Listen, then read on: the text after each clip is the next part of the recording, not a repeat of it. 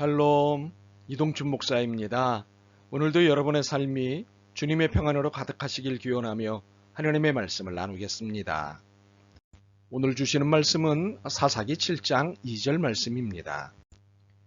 여호와께서 기드온에게 이르시되 너를 따르는 백성이 너무 많은즉 내가 그들의 손에 미디안 사람을 넘겨주지 아니하리니 이는 이스라엘이 나를 거슬러 스스로 자랑하기를 내 손이 나를 구원하였다 할까 하느니라. 아멘. 사사기 7장 2절 말씀을 본문으로 숫자 엑소더스라는 제목으로 말씀을 나누도록 하겠습니다. 출애굽에서의 아주 오랜 노예 생활과 출애굽 이후 오랜 광야 생활은 제도적 관점에서 볼 때 불안정적이고 정상적이지 않은 삶입니다.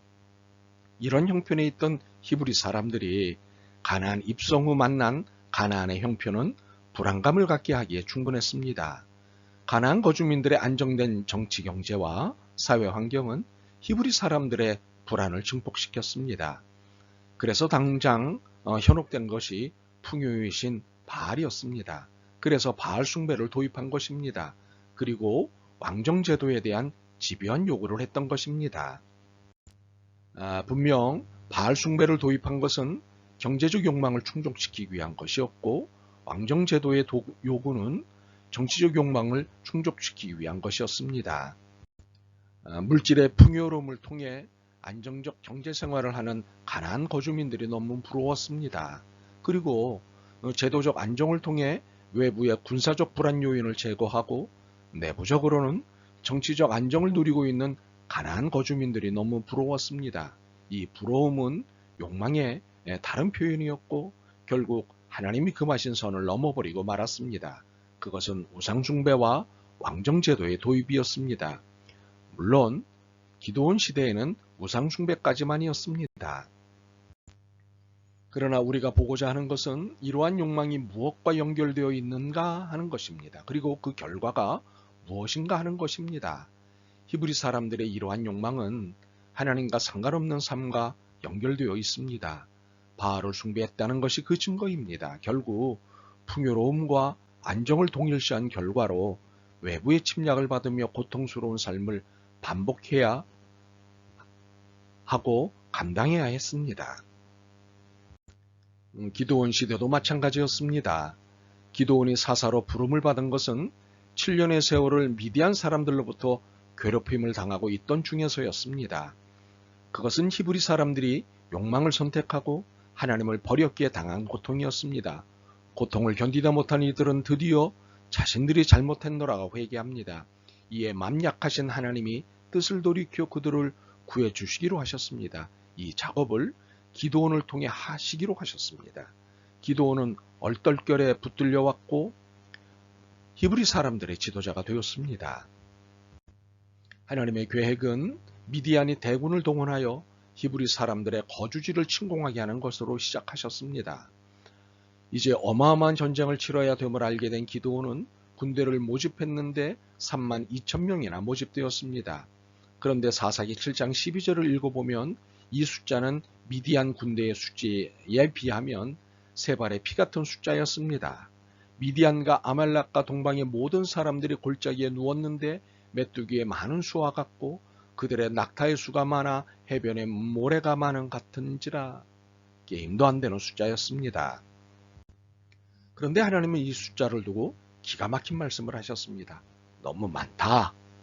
그래서 전쟁에 나가 죽을 것을 두려워하는 사람을 돌아가게 했습니다. 그랬더니 2만 2천 명이 돌아갔고 10,000명이 남았습니다.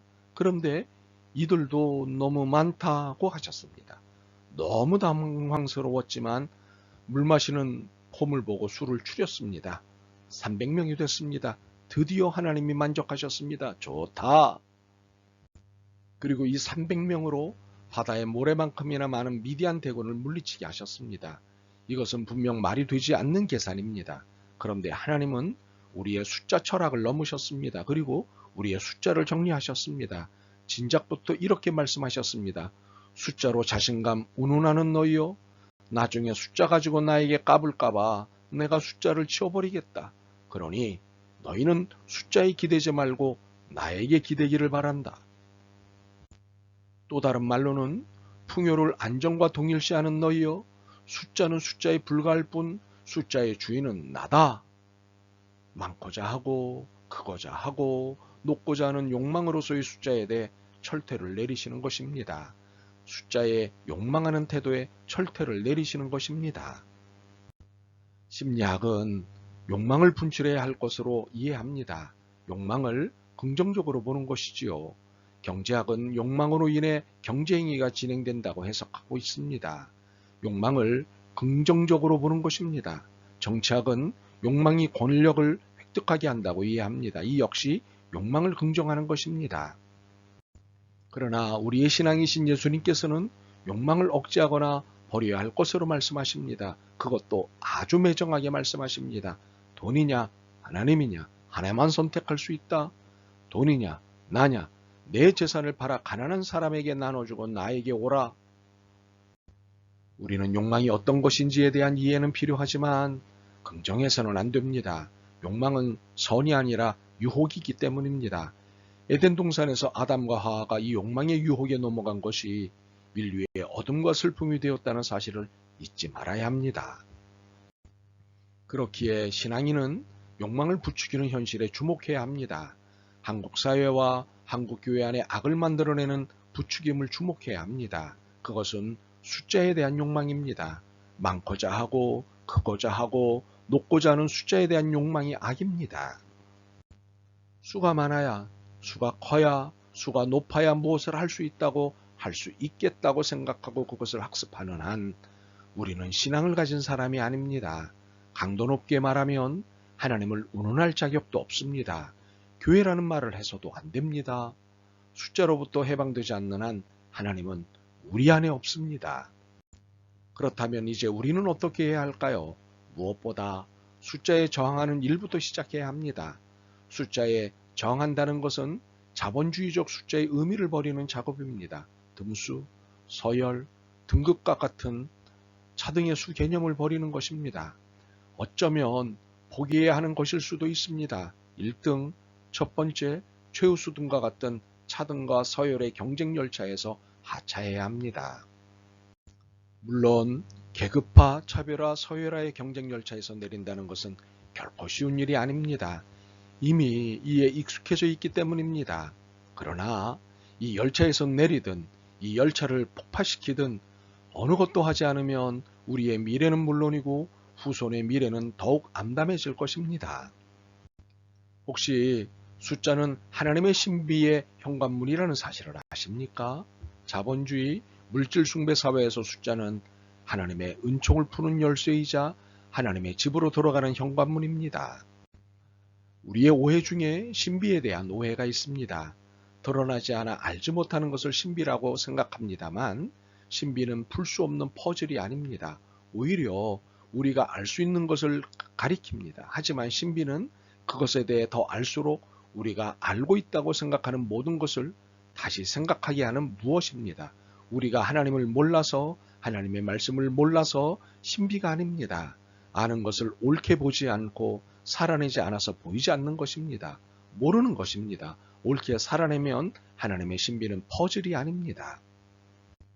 우리가 자본주의적 숫자의 노예가 되어 있기에 하나님의 신비가 퍼즐로 이해되는 것입니다. 그러나 이 시대 최고의 악인 숫자 경쟁에 저항할 때, 이 숫자의 욕망을 포기할 때 하나님 나라의 신비가 이해될 것입니다. 하나님의 은혜와 그 크신 역사를 누리게 될 것입니다. 300명이 바다의 모래와 같은 수를 이기는 것은 숫자에 기대지 않고 숫자에 저항하는 신앙, 곧 그리스도를 믿을 때입니다.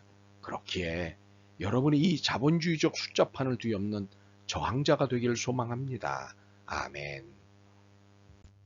주님, 숫자로부터의 해방을 선언하였습니다. 더 이상 물질과 숫자의 노예가 되지 않겠습니다. 힘을, 믿음을 주옵소서. 예수 그리스도의 이름으로 기도드립니다. 아멘.